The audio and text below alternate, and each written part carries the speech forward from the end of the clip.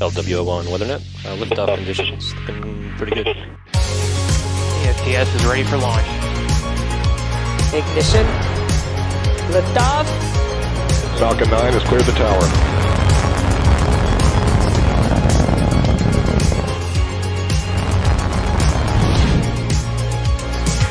Ten, 9, 8. Side booster ignition. 6, 5, 4, 3, 2, 1.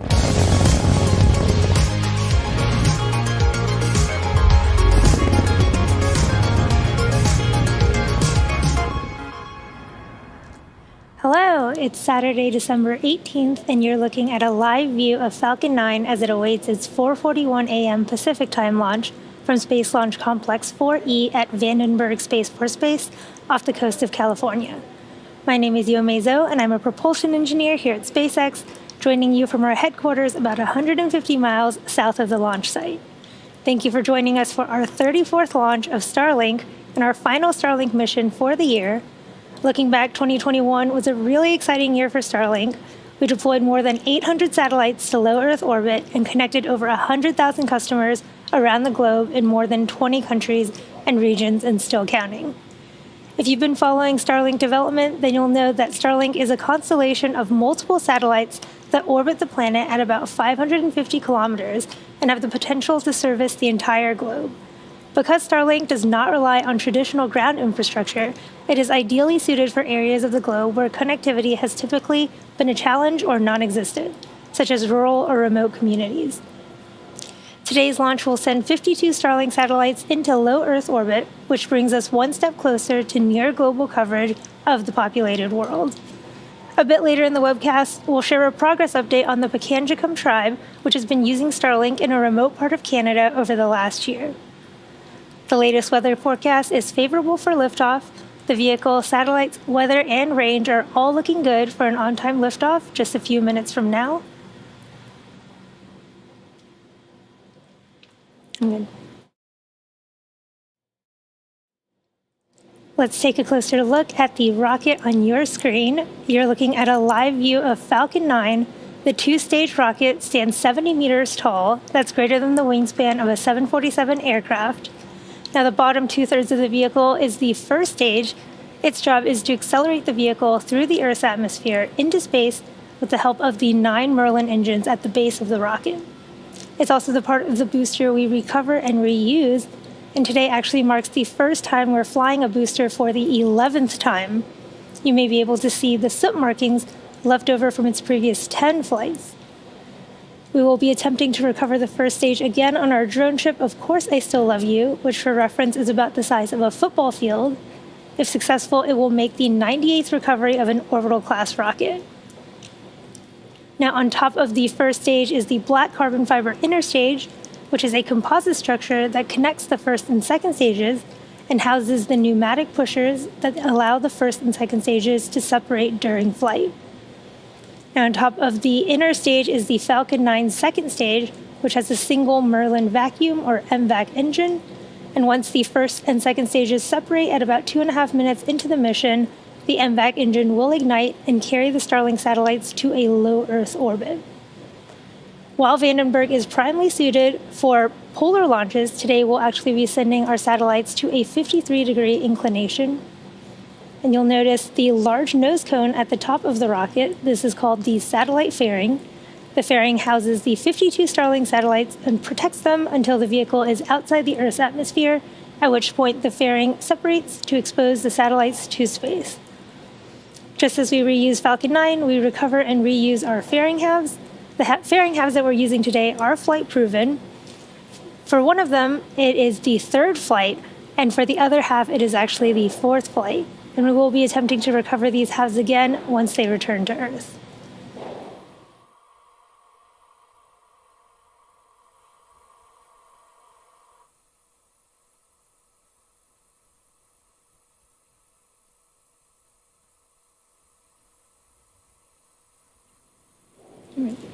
Propellants have been loading on the vehicle since T-minus 35 minutes.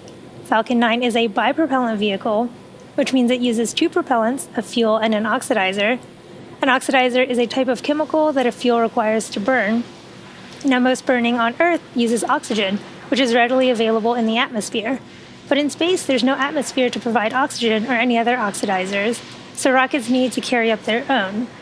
Now, in Falcon 9, our fuel is a refined form of kerosene known as RP1, and our oxidizer is a super chilled liquid oxygen called LOX. The liquid oxygen is chilled well below its boiling point so that it becomes what we call densified. And that just means we can put a much greater amount of mass per volume and load more of it into the booster. In addition to its propellants, Falcon 9 also needs an ignition source in order to go, and for that we use the chemical TTAB, or triethyl aluminum and triethyl borane. When it is fully fueled, Falcon 9 holds just over 1 million pounds of propellant that the vehicle will burn through in less than 3 minutes after liftoff. Currently, fuel is nearly fully loaded on Stage 1 and full on Stage 2, with liquid oxygen just about full on Stage 1 and about 30-40% on Stage 2. Once all tanks are full, both stages will continue to be topped off with propellant until T-minus 2 minutes to keep temperatures as cold as possible. The latest weather forecast shows we are favorable for liftoff. With that, the vehicle, satellites, and range continue to look good for an on-time liftoff just a few minutes from now. If for some reason we don't launch tonight, we do have a backup opportunity for tomorrow.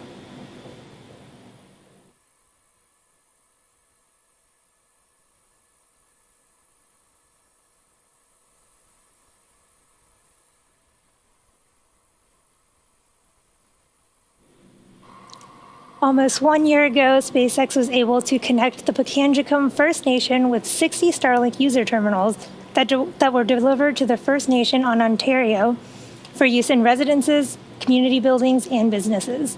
The Pikangikum First Nation reservation, located in a remote area of Ontario province, is an Indigenous community of approximately 2,000 to 3,000 people, representing 400 to 500 family households. The area is so remote that for the majority of the year, all shipments are sent via chartered airplane, except during the coldest weeks when trucks are able to travel across ice roads to reach the First Nation. Given the remote and terrain challenges of the Pikangikum First Nation, upgrading the terrestrial internet, like laying new cable, new fiber, etc., was not a cost-effective option. We are happy to announce that the community is very satisfied with Starlink and has extended service for all 60 users for another year and even added 40 residential units for service. The Pikangikum First Nation Reservation has inspired many more First Nations to reach out to our teams and get their communities online with Starlink. So far, we've been able to connect around 30 First Nation communities with more than 1,000 Starlink kits that mainly went to student homes, local municipalities like clinics, police stations, fire stations, EMS stations, and schools. To learn more about Starlink or to find out if service is available in your area, head over to starlink.com.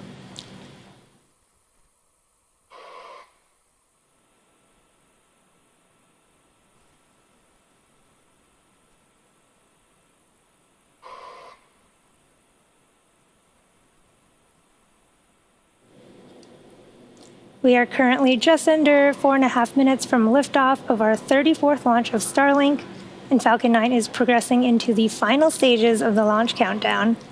Next up, the truss structure next to the vehicle, known as the transporter erector, or TE, will start to retract.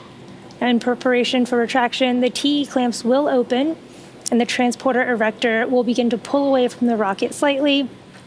Then at T0, hydraulics will pull the TE even further away from Falcon 9 as it lifts off. You can see the clamp arms have already opened, and the TE is pulling away from the first stage right now. And the TE is the structure that provides liquids, gases, electrical connections to the second stage, as well as air conditioning to the payload fairing. Now, at this point in the countdown, both the first and second stages are nearly fully loaded with 1 million pounds of kerosene fuel and liquid oxygen. Those little white clouds venting from the side of the booster are from the TE LOX line. Both the first stage and second stage should finish loading propellant about a minute apart from one another, with the first stage finishing up at about T-3 minutes, in just a few seconds here, and second stage finishing a minute later. Stage 1 LOX load is complete. Just heard the call out that we have just finished stage 1 LOX loading. Now at T-60 seconds, Falcon 9 will be in startup, so this means that the rocket's autonomous internal flight computers have taken over the launch countdown. And just inside of T-2 seconds, we ignite the Merlin 1D engines and we're set for liftoff. Starlink payload continues to be healthy, and the Falcon 9 team is tracking no issues on the rocket. Weather is still looking favorable, and the range is green for launch. Here at T-2.5 minutes, let's listen in to the terminal countdown.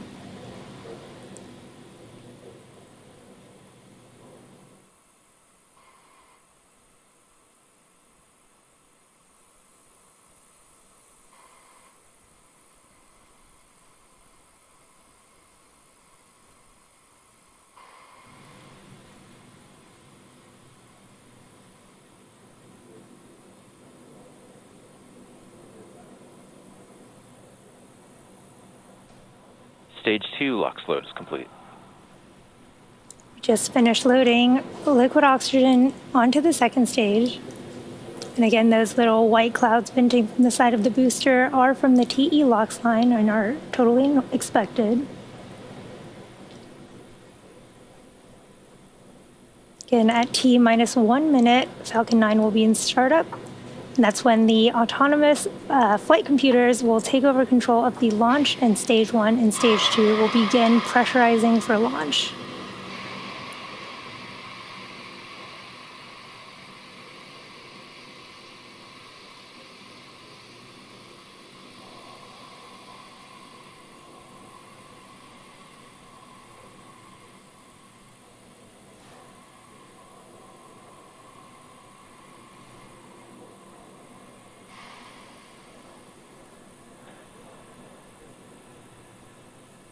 Falcon 9 is in startup. Falcon 9 is in startup. Launch director will give that final go here shortly. Go for launch. The launch director has given that final go for launch. All systems are looking good. Let's listen into the terminal count and watch as Falcon 9 takes our 52 Starlink satellites to orbit. T-minus 30.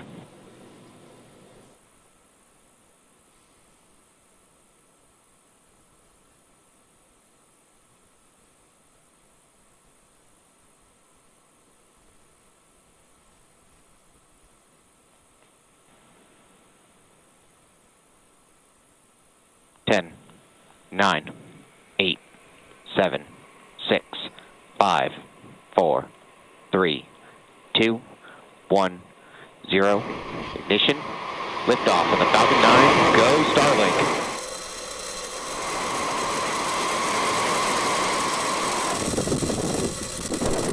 Angle's pushing down right.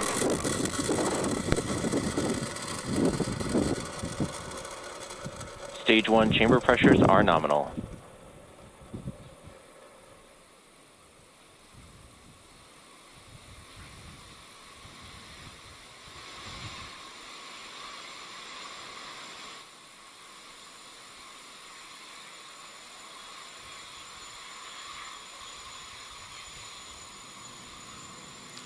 Falcon 9 has successfully lifted off from Vandenberg Space Force Base, carrying our stack of 52 telemetry. Starlink satellites to orbit. Moments ago, we throttled the engines down in preparation for max Q, or maximum aerodynamic pressure, which we should see in just a few seconds Falcon here. is supersonic.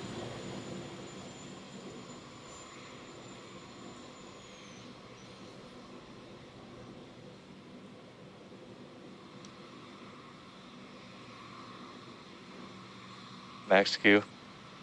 We did just pass through max Q. Now we will have 3 events happening in quick succession. First, we will have main engine cutoff, or MECO, followed by stage separation, and second, engine startup 1. Now first, main engine cutoff, or MECO, is where all 9 of the M1D engines shut off to slow the stage down in preparation for stage separation. This is where the first stage and the second stage separate, with stage 1 starting to make its way back down to Earth for landing, while stage 2 continues on its journey to orbit. MVAC chill started. Now the third event is second engine startup 1, and this is where that single MVAC engine on the second stage lights up and propels the second stage along with the Starlink satellites to orbit. Just a few seconds after second engine startup 1, there will also be fairing deployment, so you'll want to keep an eye out for that.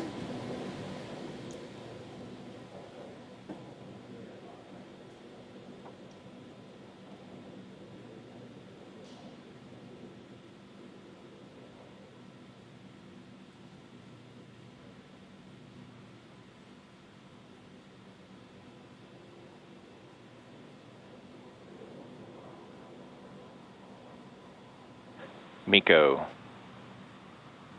Stage separation confirmed.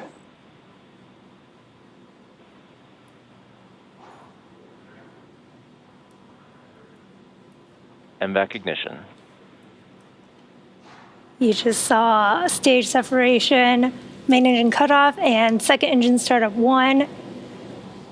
Fairing separation confirmed. There you can see the fairing halves popping off, revealing our 52 Starlink satellites. We have had successful fairing deployment. Again, SpaceX has reflown Falcon fairing halves since November of 2019. And again, that was our 3rd flight for one of those halves and the 4th flight for the other. We will be attempting to recover those halves once again when they return to Earth. Now, as stage 2 heads towards its targeted drop-off orbit, stage 1 will execute 2 burns in order to make its way back down to Earth. The first is the entry burn, where 3 of the M1D engines will reignite, and this helps to slow the stage down as it re-enters the upper part of the Earth's atmosphere. The second burn is the landing burn, and this is a single engine burn that brings the vehicle's speed down rapidly in order to land on our drone ship.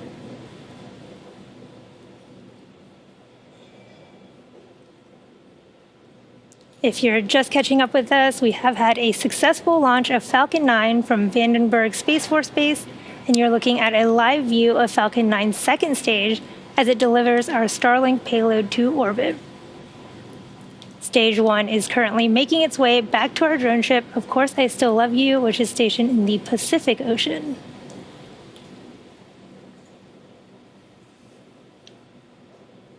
Now, the Merlins on the first stage are optimized for sea level, and these achieve 190,000 pounds of thrust during ascent and descent.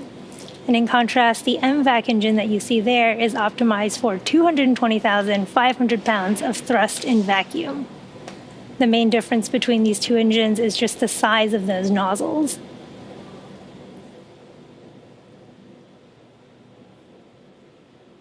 On the first stage, Falcon 9 is equipped with 4 hypersonic grid fins, which are positioned near the top of the stage, and these are used to help steer the first stage as it returns to Earth.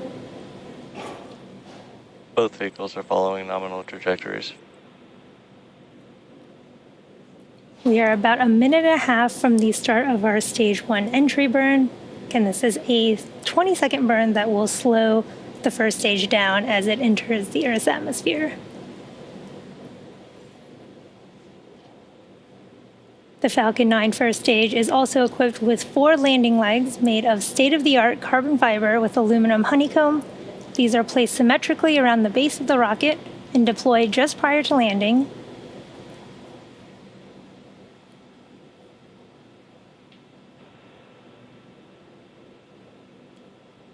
Second stage continues to look good there, carrying our payload of 52 Starlink satellites.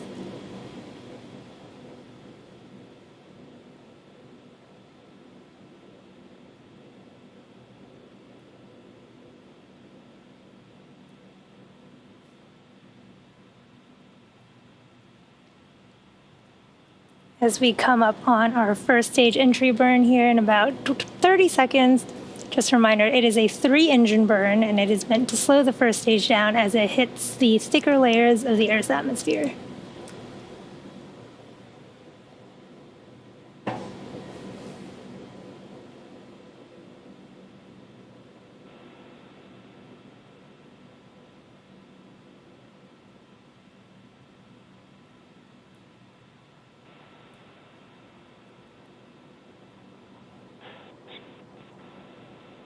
Stage 1 entry burn startup. There's the start of our stage 1 entry burn, 20-second burn.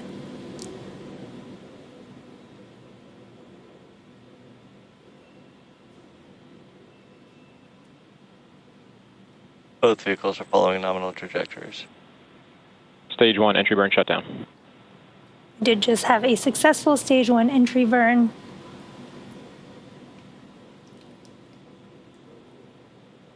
Now, for those who follow along, Stage 1 flight termination system is safed.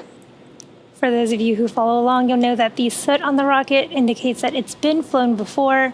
You can't quite see it in those views from the first stage right now, but when the rocket-grade kerosene, or RP1, used to fuel Falcon 9 burns, it's actually carbon-based, so it generates soot. And now as the booster approaches its landing site during descent and performs its long re-entry burn, which it just did, it actually flies through its own plume, and the soot is deposited on the booster. If you watch Stage from 1 transonic. if you watch the feed from the onboard camera during landing, you can hopefully see the soot sticking on the lens.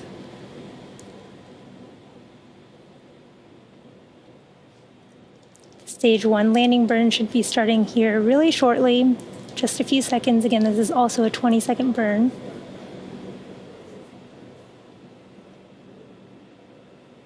Vehicles and terminal guidance. Stage 1 landing burn. Stage 2 flight termination system is saved. We did just start our stage 1 landing burn.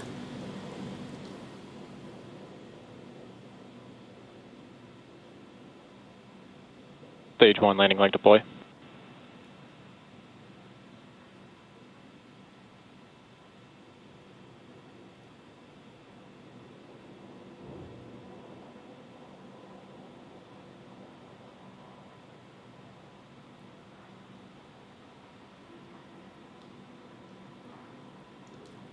Seco 1. You can see we did just have successful first stage landing of our 98th overall orbital class Stage rocket. 1 landing confirmed. And this includes both Falcon 9 and Heavy first stage landings. We heard the call out during that stage 1 landing that we did have second engine cutoff 1. We're just waiting for confirmation of a Nominal good orbit orbit. insertion. We just heard the call out for nominal orbital insertion. So next up, we will be having payload deploy at about T plus 15.5 minutes. Unfortunately, at that time, we won't have ground station coverage, which means we won't have a visual or data confirmation of a successful deployment until we acquire signal at our Mauritius ground station at about T plus 50 minutes into flight. Until then, sit back and enjoy the space jams, and we'll see you soon. Expected loss of signal, Vandenberg.